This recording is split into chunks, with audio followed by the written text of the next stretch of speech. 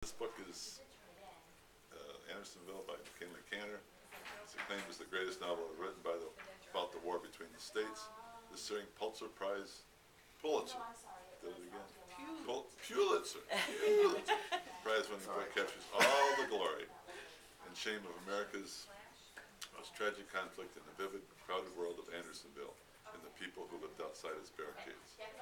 Based on the author's extensive research and nearly 25 years in the making, McKinley Cantor's best-selling masterwork tells the heartbreaking story of notorious Georgia prison, where 50,000 Northern soldiers suffered and 14,000 died, and of the people whose lives were changed by the grim camp, where the best and the worst of the Civil War came together. Here is the savagery of the camp commandant, the deep compassion of a nearby planter and his gentle daughter, emerging of valor and viciousness within the stockade itself, day-by-day fight for survival among the cowards, cutthroats, innocents, and the idealists sewn together by the brutal struggle between the North and the South. A moving portrait of the bravery of people faced with hopeless tragedy. This is the inspiring American classic of our unforgettable period in American history. And it's got some personal, because a little bit personal for me, more personal for Mary's, because her grandfather, great-grandfather, died. Great-great-grandfather. Great-great-grandfather died in Andersonville.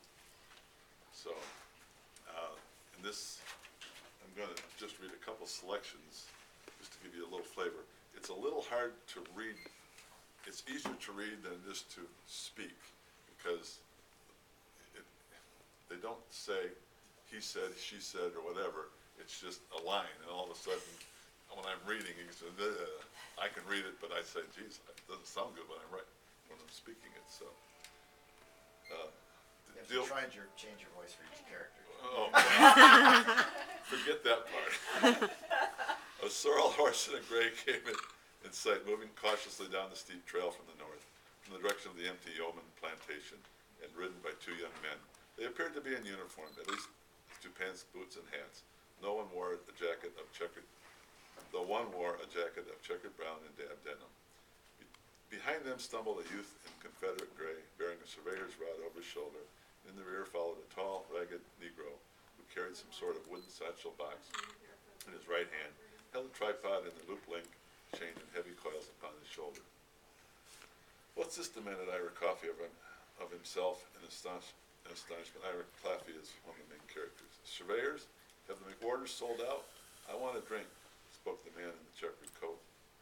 He seemed to be in charge, for the little procession turned promptly along the declivity toward the spring. Ira walked to meet them. "Good day, gentlemen." "Good day to you." The two horsemen dismounted. Both were officers, or so Ira took them to be. Something about the undersized, denim-jacketed fellow made Ira recoil instinctively, if slightly, as the man moved past him. "Look out, you don't slip, Sid," said the other. The young private soldier and the slave were standing back, waiting to drink in their proper turns. The unprepossessing man, called Sid, finished his refreshment and stood wiping his mouth on his sleeve. His jacket was smeared with clay, his boots greased reddishly with it. He had been walking in a marsh first, and there was black muck higher on his legs. "You own this property?" He was addressing Ira curtly. "No, sir. I believe we're standing on McWhorter's land at the moment." "My place begins yonder." He pointed to the fence, barely visible among the trees along across the branch. He said, "My name is Claffey." He offered his hand, but not eagerly. Both officers shook hands with him, and Captain W.S. Winder, in belated respect to Ira's elder years, he added, "Sir. This is Captain Boyes Sharwick. He's from the topographical engineers." Ira gave his grave smile. "Are looking up to a new battlefield? This would be rather remote from the lines." "Prison," said Winter. "A prison here?"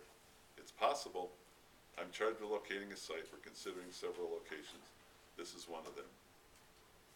Ira had thought of murderers and lunatics in chains. "What sort of prison would that be?" "A stockade to keep them damn Yankee prisoners in," replied Charwick. "A stockade to keep them goddamn Yankee prisoners in," Captain Winter amended. They both laughed. "Ah, I see. But it's so far from—" Winter grimaced in a manner to show impatience or impertinence. Claffey could not be sure which. captains climbed back in their saddles and stood waiting for the other two to drink. First the white boy, then the Negro. It's a long way removed from the theater of war, is it not? My father, General John H. Winder, is superintendent of military prisons. I've been authorized to seek a site for a new stockade. You've got railroad transportation here. His hand swept and stabbed the horizon, pointing out things which Ira Claffey had known for years. He talked impolitely as if the planner were a child raised, retarded in mind. Excellent drainage, bountiful supply of water, not that the Yankees are over prone to bathe, or so I've heard. Laughter. I'll skip a little bit here. Where would you get the labor to build such a large stockade?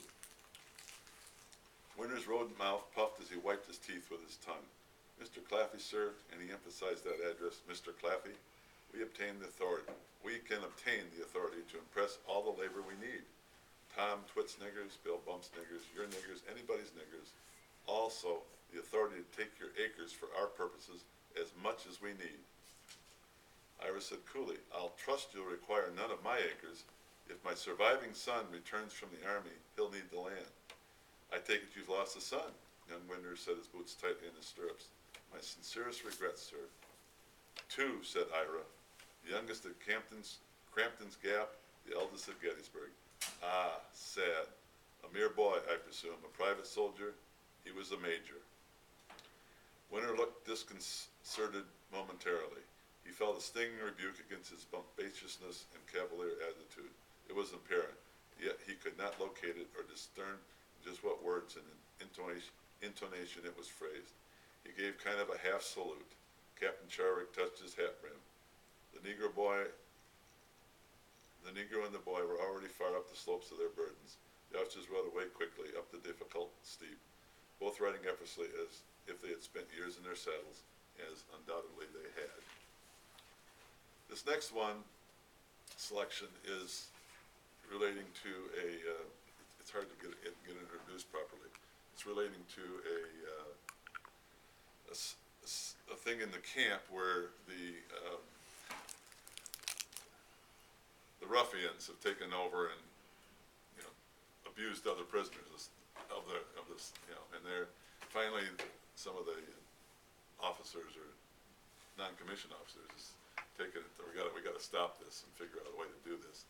So they've kind of gotten agreement with the Confederates that they'll give them some sticks to beat the bad guys with, and because they can't physically, everybody's so weak they can't. These guys are the ones that got the food, and they've had the food for months, and they've been taking the clothes, and they're in better shape than anybody else. So these are the people that are coming to take on the bad guys. They wore the visors of desperation, but they were not blinded by the visors. Their desperation arose from the knowledge that this was the moment. They had primed for it. The moment would not come again. If they failed in the first onslaught, they would fail in the second. If they failed for an instant, they would fail for all time. Their line would be broken. Individuals would be wrenched from it as witness again, and the West Virginians of that morning, and individually they would be tackled until they were stamped to ribbons on the ground or gargled their bloody way back down the hill. They thought of weaker comrades who were here now. They thought of the weak and the disconsolate to be tossed into this place next month. The same mayhem which had ruled before would terrorize through a heartless future. There was only one thing to do, and they said it again in their hearts. Win quickly, win decisively, crush the head of every constrictor before its coils twisted in the fatal pulling. Help one another to win. Feel no obligation of pity or quarter. If a comrade staggered an enemy with his blow, and the raider came weaving toward you, and you had a split second to do it, you were to stagger him again. Forget decency and Christianity, because decency and Christianity themselves had absolved you of any necessity to observe them. The bite would be here, the kick in the crotch, the pressing out of the eyeball, the tearing of the nostrils, the champ of your teeth, to rip the muscle from an arm before the enemy's fang went into your own. Win this first battle, in truth it would be the last. The issue was decided more speedily than any regulator, those were the good guys, could have dreamed. Vaguely, some sense that the climax of their endeavor had yet to come. It would come only with the most formidable of the raiders, when the most formidable of the raiders were put to death. by the massing and delivering of disciplined strength, they achieved a victory which might have been achieved long before had they put themselves to the test. And it turns out they did execute, hanged 5 of the baddest of the bad. So, okay, this next section is General Winder, who was the commandant of all the prisons, and this person's, I think it's Lieutenant Colonel Persons, talking to him. Lieutenant Colonel Persons has done some good things, tried to get the hospital outside of the prison because it was too crowded and stuff like that. So he's trying to, he's dealing with this guy, Winder, who's a pretty bad guy. Anyway.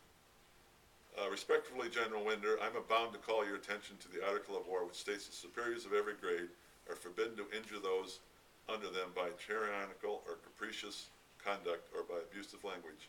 I shall instruct an officer to extend to you and your party the courtesies of my post until I'm relieved, sir. Person saluted, ground his heel into the platform, and walked away. So basically, he's going to be relieved of his duties by Winder. And okay, so Lieutenant Colonel Person stumbled behind a tree and was sick, in fact. Cold sweated, stood out, his temples were pounding him to death. He halted in a nearby well with its leaky tub, washed his face, then went down to headquarters. He didn't like Wirtz. Wirtz is the superintendent of the camp. But he had grown to admire the sickly man's zeal, every frenzied, blundering attempt of Wirtz at providing better facilities had met with Person's approbation. Persons had loaned his best men to aid Wirtz in the hospital's removal and in shoring out the ugly stream, trying to help the people. Lieutenant Wright himself had volunteered to supervise the stockade's extension. Paroled prisoners and black labor had done the trick, and would have done this trick of Barrett's building if they allowed to proceed. That's basically what was happening. Winder was saying he got in 11 or 12 cattle or cars of wood to build barracks for these guys, and Winder said, not going to happen. So this is what we're talking about here. Alex Pearson's understood the whole truth at last. Henry Wirtz was a frothing little ferret, a marionette of repulsive sort, but at least his brain was oozing with ideas, and some of the ideas were good ones. He was not impelled by humanitarian motives, but by a desire for efficiency. He had been provided with the means, had he been provided with the means, he might have superintended a cleanly prison, if a cruel one. That's what he said. Obviously, he wished revenge, but at the same time, he was given seriously to stewardship, in parentheses, his own version of stewardship. General Winder wished to kill as many of the prisoners as he could. It was simple as that. Now he would kill them in increasing droves. Pearsons had seen these reports assembled with so much cursing and fussing. Wirtz was always brandishing reports under his nose. He could not recall the exact figures, of course, but he did remember round numbers. The mean strength in March was about 7,500, the deaths about 300. Mean strength in April, 10,000, deaths 600. Mean strength in May, 15,000, deaths 700.